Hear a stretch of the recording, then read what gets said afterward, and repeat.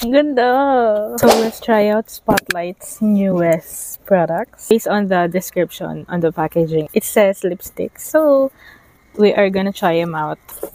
Inside, and here it is. I do have 6 shades with me. These are their newest Velvet Matte Lipsticks, and per lippy, it contains 3.4 grams of product. Try out first the shade Pink Bonbons. It has that carve on the sides. Even if it's plain white, it gives an accent to the whole lippy. So this is how Pink Bonbons looks like. So this is Pink Bonbon. Or on muted siya. Muted pink. So this is how Pink Bonbons looks like on my two-toned lips. So upon putting it back, see, the component is also magnetic. By the way, this is Velvet Matte Lipstick, but upon application, it's very hydrating. So I am trying to remove the Pink Bonbons, and upon removing, I can see na it leaves a bit of stain. Moving on to the browns, I have the shade Sienna.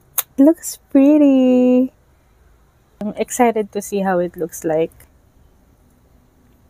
This is how Sienna looks like on my two-tone lips. Moving on to another brown shade, which is Bisque Bun.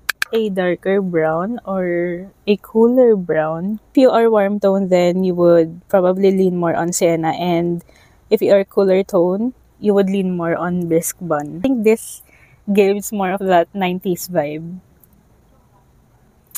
Ang ganda! I love it. It looks pretty good. I have Rosewood. This turns out like a very nudish MLBB shade on me.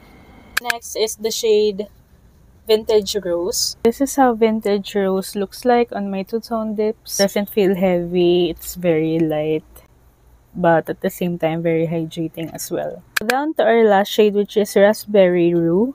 So this is how Raspberry Roux looks like on my two-tone lips. One con for packagings like this, na ganito ka matte. Matte kasi yung itong part, yung white part. So the stain doesn't easily come off. So ito, winipe ko na siya ng wipes, but I don't know, it doesn't come off na.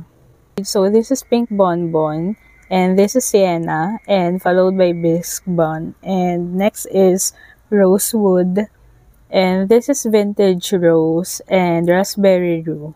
So let me know kung anong shades yung pinaka-favorite nyo among all this. Kasi for me, my favorite are the browns, like Sienna, Bisque Bun, and Raspberry Roux, which is this shade.